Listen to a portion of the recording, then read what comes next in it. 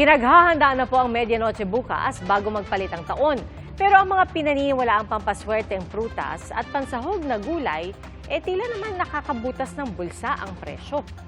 Saksi, si Tina Panganiban Perez.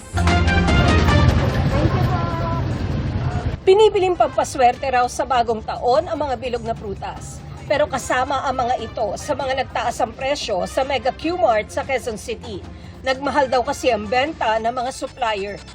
Si Cherry Pablo, halos 800 pesos ang nagastos para sa 12 klase ng prutas, alinsunod sa paniniwala. Pwede naman isa-isa, ma'am. At least may ano lang sa mesa, ma'am. Alam natin na mahal, ma'am. Kaso lang, talagang kakayanin natin kasi salubungin natin ng bagong taon. Mabenta pa rin po ba kahit tumaas? Tumal nga po ngayon.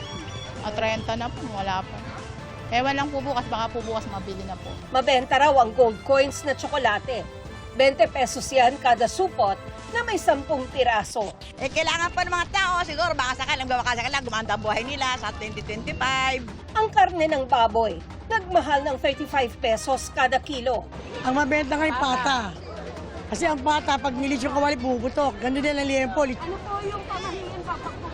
Siyempre, pag bumubutok, siyempre, ibig sabihin masagana. Kahit medianoche na bukas, matumal pa raw ang bentahan sa Kamuning Market.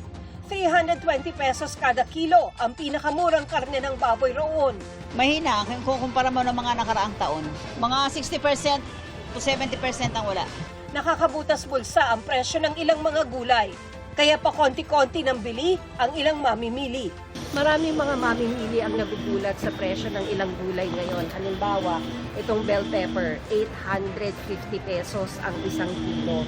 Ang kamatis na laging sinasama sa mga ulam natin, essential sa panggisa, 300 pesos kada kilo.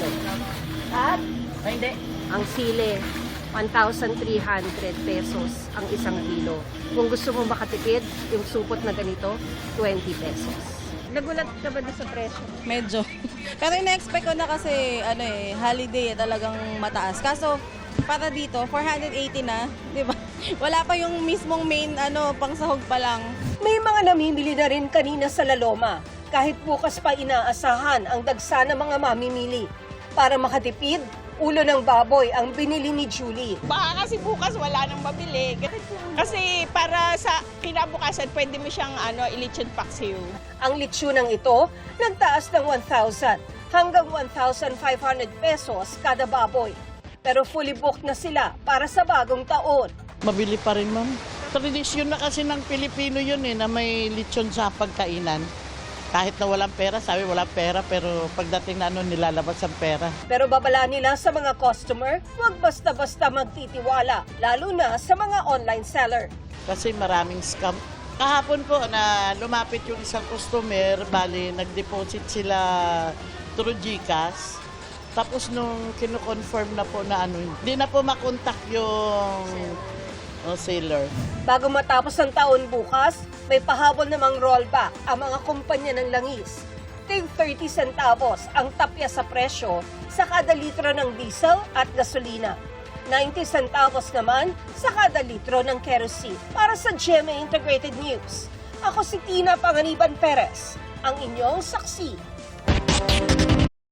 Mga kapuso, maging una sa saksi. Mag-subscribe sa GMA Integrated News sa YouTube para sa iba't ibang balita.